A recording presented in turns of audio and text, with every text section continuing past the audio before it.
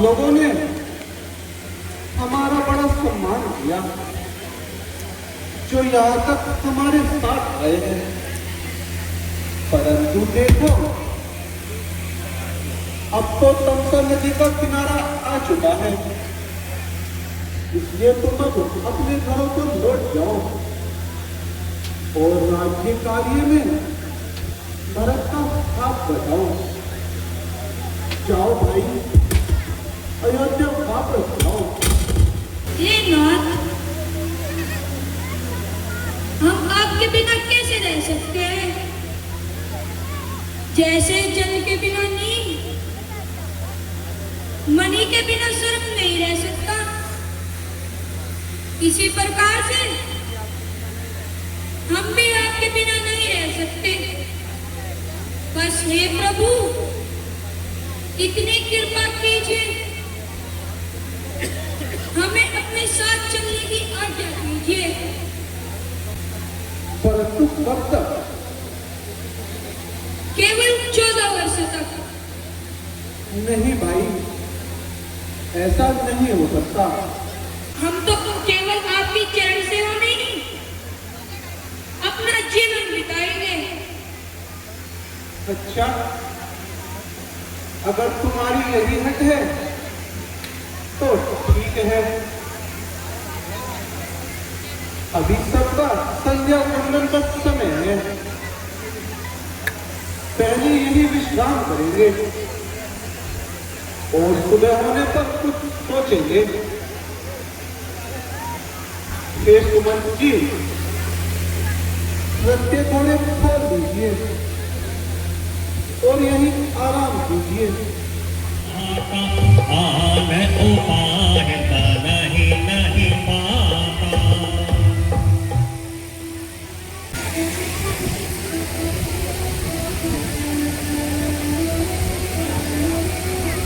हे तात सुमंत, उठो, रथ तैयार करो। प्रजा के लोगों को यहाँ सोकर छोड़ जाना चाहिए, नहीं तो ये उठकर फिर से हट करेंगे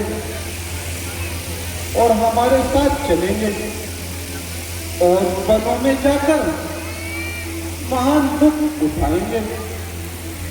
इसलिए आप चुपचाप थोड़ी दूरी पर रथ ले चलिए, वहां से हम लोग आगे चलेंगे। सीता सचिव साहित दोहा। वो निकट है। जी हाँ प्रभु, हम संकीर्पुर के अंदर ही हैं। यहाँ का राजा निषाद राज आपका परम भक्त है। Hello hello. वो मेरा सखा भी है और मेरा प्रिय भी है, परंतु मैं माता की आज्ञा के कारण नगर में प्रवेश नहीं कर सकता। यदि वहां तक सूचना पहुंच जाएगी तो वे तुरंत हमसे मिलने आ जाएंगे। निकातराज मेरे मित्र है। तो ठीक है प्रभु, यही नगर से बाहर हम डेरा डाल लेते हैं। जब उन तक सूचना पहुंच जाएगी तो वे स्वयं आपसे मिलने के लिए आ जाएंगे। हाँ ठीक कहते हो मंत्री जी,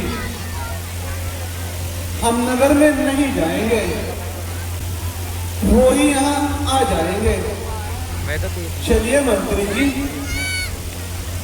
थोड़ी दूरी पर डेरा डालते। दरबार की शोभा को बढ़ाओ और अप्सरा को बुलाओ।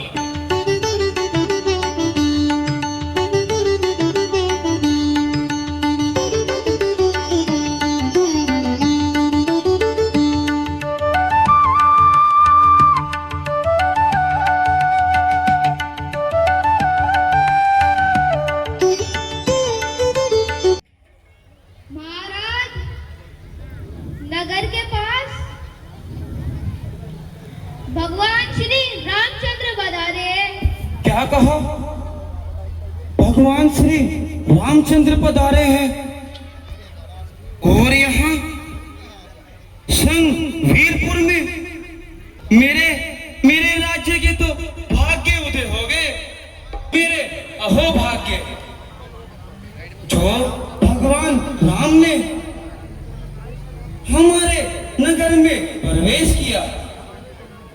आज तो मुझे साक्षात ब्रह्मा जी के दर्शन हो गए, क्योंकि भगवान तो परम ब्रह्मा है और वे मुझे अपना सखा मानते हैं, जबकि मैं तो एक तुच्छ जीव हूं। हे मंत्री जी, आप भगवान से भेंट के लिए कुछ सामान ले लीजिए। मैं जानता हूं वे नगर में मुश्किल ही आएंगे, परंतु मैं पूरा प्रयास करूंगा। चलिए मंत्री जी, शीघ्रता कीजिए। लोकते अति अनुराग सहज सनेह विबस रघुराई, पूछहि कुशल निकट बैठाई। आहा, मेरे अहो भाग्य, जो मेरे नगर की सीमा में भगवान ने प्रवेश किया। आज मुझसे अधिक भाग्यवान और कौन होगा। आज संगवीर नगरी पवित्र हो गई, मुझे साक्षात ब्रह्म के दर्शन हो गए। मेरे अहो भाग्य, जो रघुकुल भूषण श्री रामचंद्र जी ने इस स्थान को अपने चरणों से पवित्र बना दिया। हे प्यारे सुनो, आज आपसे मिलकर मन को बड़ा ही आनंद आया है।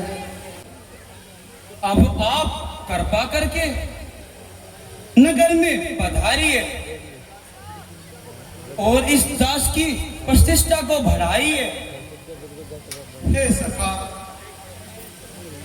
तुम चतुर हो, तुमने ठीक कहा है, परंतु मुझे पिताजी ने कुछ और ही आज्ञा दी है। 14 वर्ष मुझे वनों में ही बिताने होंगे। मेरे लिए नगर में निवास करना उचित नहीं है। इससे मेरे माता पिता का वचन झूठा हो जाएगा, सो मैं नगर में नहीं जाऊंगा। अच्छा प्रभु, अगर आपकी ऐसी ही इच्छा है तो मैं यही सब प्रबंध किए देता हूं। हे प्रभु, मेरी छोटी सी भेंट स्वीकार करो। कंद मूल फल खाई, प्रेम काम नरो नारी। उसे बनाया है, वहां पर तो सुंदर भोग पदार्थ और सोने के लिए सजे हुए पलंग, जिस पर श्री रामचंद्र जी सोया करते थे। हे महाराज, वही श्री रामचंद्र जी आज घास फूस के बिछौने पर बिना कपड़ों के सो रहे हैं। ऐसी दशा में ये देखे नहीं जाते। वही सुंदर सीता जी, जिनके पिता जनक, जिनके ससुर दशरथ और पति श्री रामचंद्र जी हैं, आज पृथ्वी पर पड़ी सो रही है, बिना बिना किसी गद्दे के। आहो विधाता, किसी के प्रतिकूल न हो। सीता जी और श्री रामचंद्र जी क्या बन के योग्य हैं?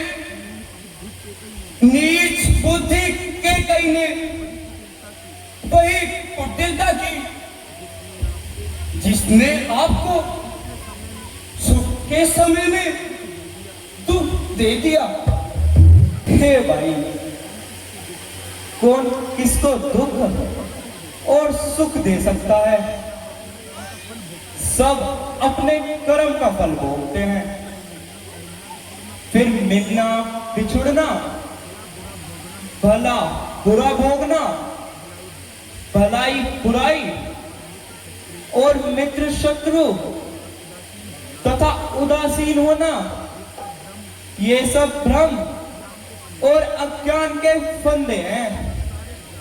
संसार एक जाल है, इसमें जहां तक जन्म और मरण, संपत्ति विपत्ति, कर्म और काल है, जहां तक पृथ्वी, मकान, द्रव्य, नगर, कुटुंब, स्वर्ग, नरक आदि व्यवहार है। इन्हें देखिए और सुनिए और मन में विचारिए। इन सब की जड़ अज्ञान है, इसमें परमार्थ कुछ भी नहीं। इसे मन में विचार कर क्रोध नहीं करना चाहिए और ना किसी को व्रता ही दोष देना चाहिए। हे निकादराज जी, मन में कोई भ्रम न लाइए। भला विधाता की गति को कौन टाल सकता है? हर प्राणी अपने कर्मों को भोगता है, परंतु दोष परमात्मा को देता है। परमात्मा कभी किसी का अहित नहीं करते, वो तो केवल वही देते हैं जो जो उसने किया होता है। ये तो आपका बड़प्पन है प्रभु।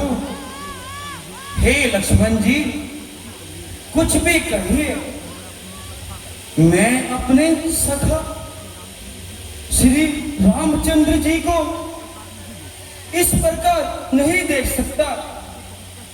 मुझे बड़ा कष्ट मिल रहा है।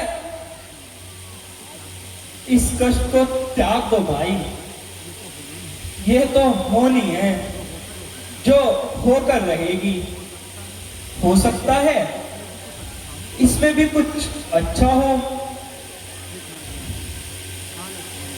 हाँ लक्ष्मण जी, शायद आप ठीक ही कहते हैं। प्रभु की लीला को वही जाने।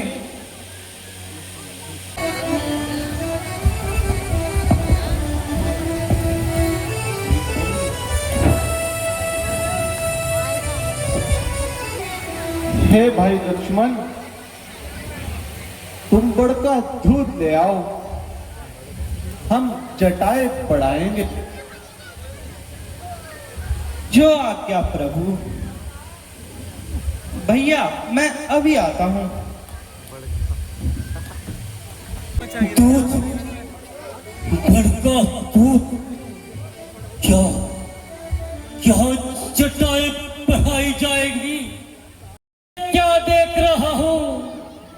कहां पृथ्वी पर ये सोना, कहां वो उच्च सिंहासन, कहां मखमल के वो गद्दे, कहां ये फूल पे आसन। कभी जिस चीज पर मैंने मुकुटों की छटा देखी, उसी सर पर विराजी आज मूलियों की लटा देखी।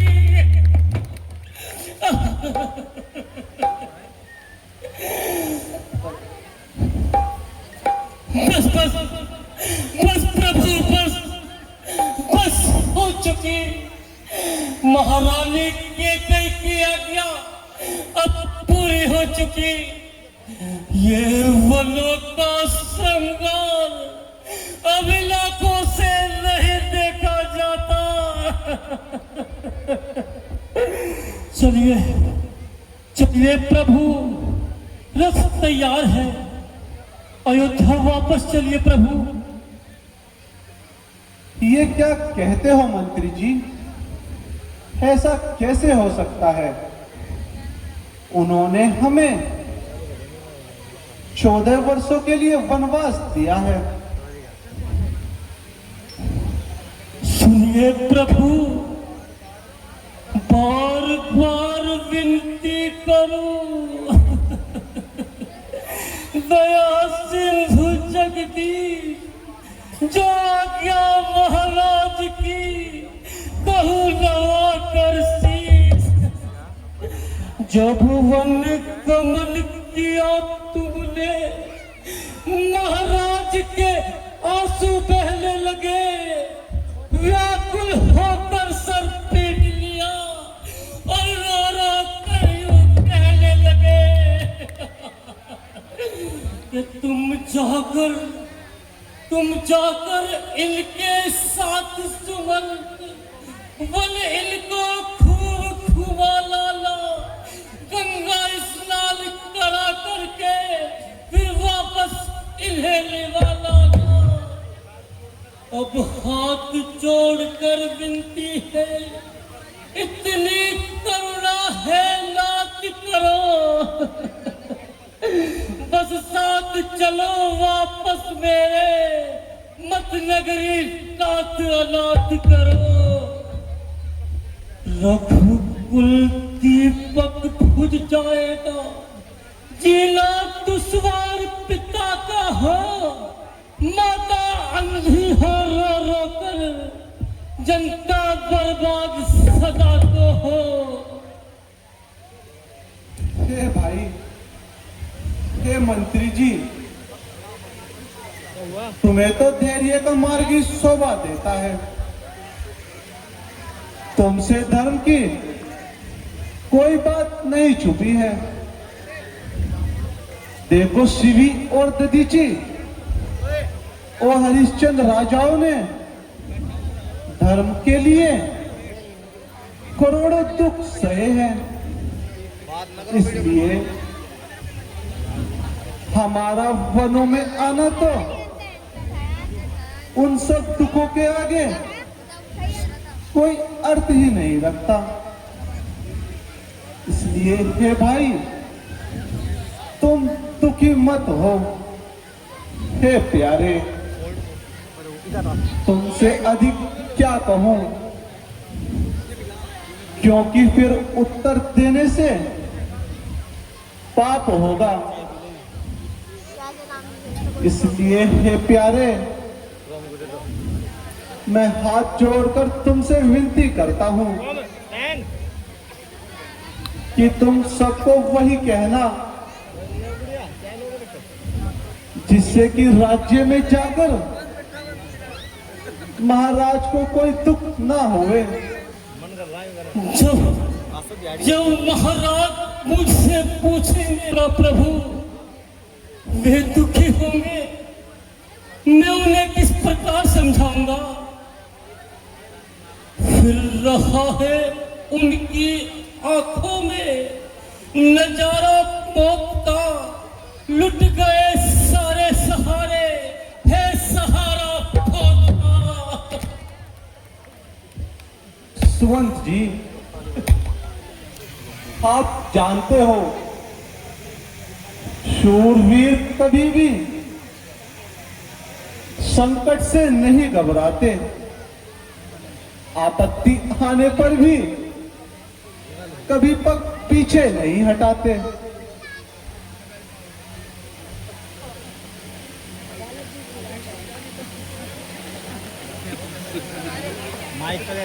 प्रभु,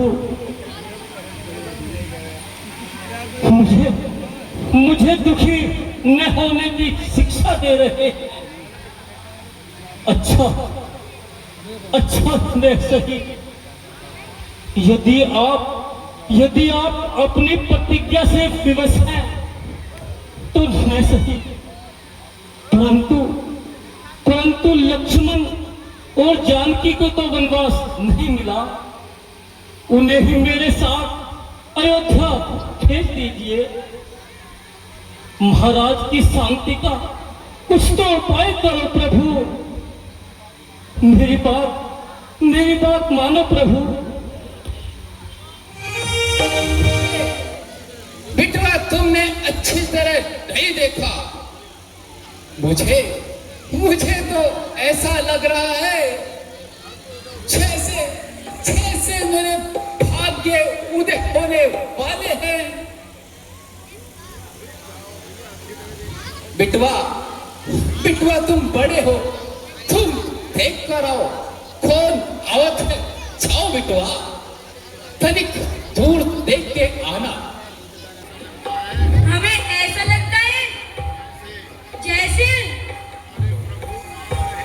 हमारे प्रभु आ रहे हैं।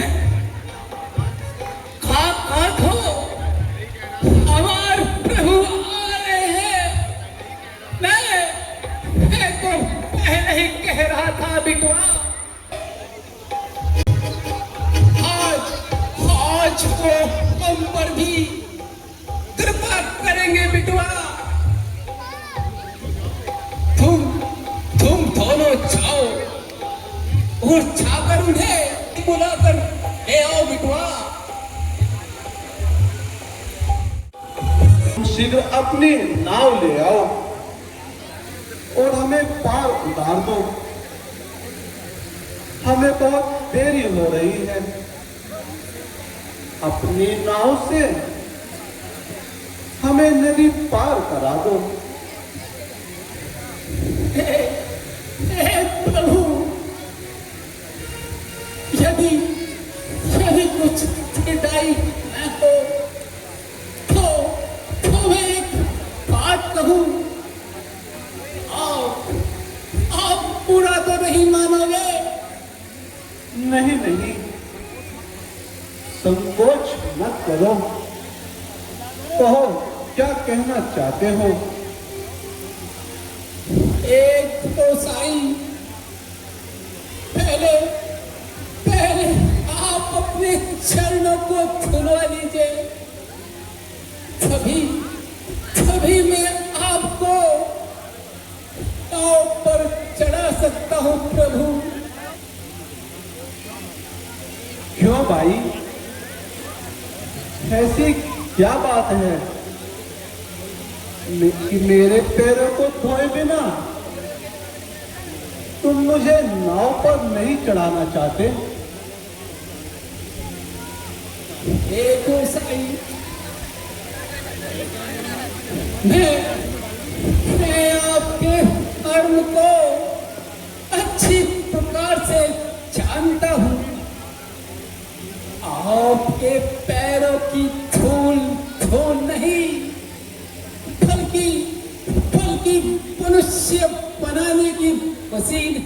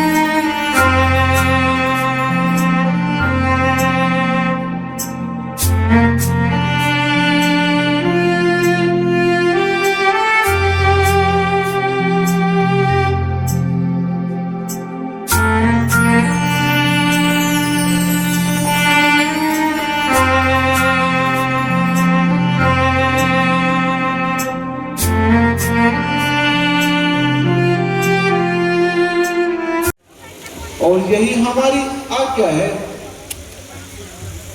अच्छा प्रभु, यदि आपकी ऐसी ही आज्ञा है तो मुझे जाना ही होगा। ठीक है प्रभु, अब हम चलते हैं। आशीर्वाद देना और लौटते समय हमसे अवश्य मिलना। ये क्या कहते हो प्यारे? अवश्य, हम तुम्हारे पास अवश्य आएंगे, ये हमारा वचन है।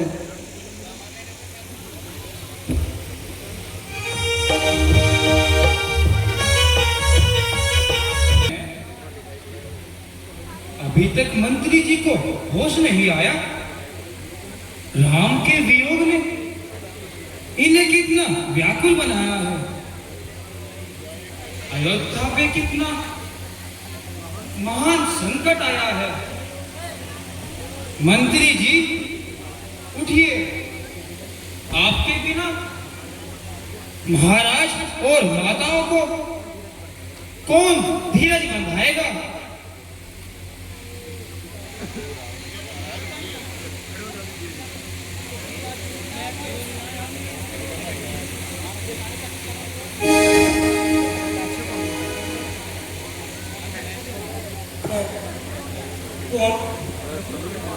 प्रभु, प्रभु कहाँ चले गए?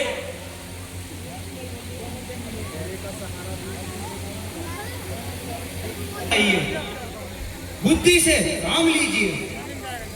यदि आप दुखी होंगे तो अयोध्या में प्रभु की कुशलता का कौन वर्णन करेगा। आप शीघ्र अयोध्या चले जाइए। क्या कह रहे हो? अब धैर्य का सहारा भी कहाँ रहा?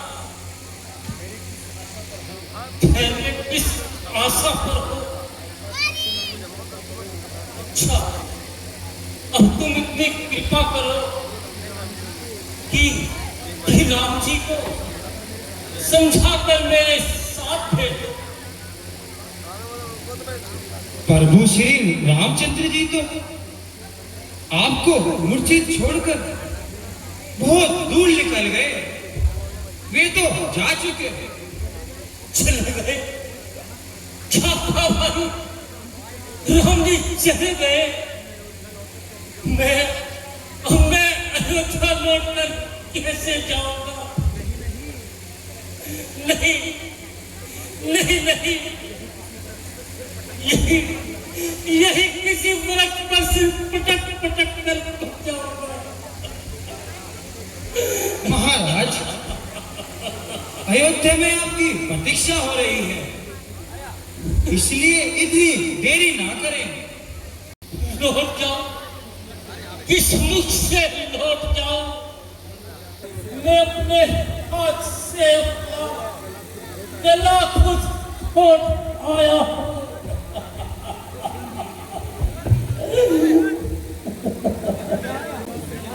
जब माताएं मुझसे पूछेंगी तो मैं क्या उत्तर दूंगा भाई? नहीं, मैं लौट कर किस प्रकार जाऊं? हे सुमंत जी, आप चले जाइए। आपका अयोध्या पहुंचना अति आवश्यक है, इसलिए महाराज को सब हाल सुना दीजिए। अच्छा साथ अब शायद जाना ही पड़ेगा। मंत्री जी, जब माताएं पूछेंगी कि मेरे राम और लक्ष्मण कहाँ है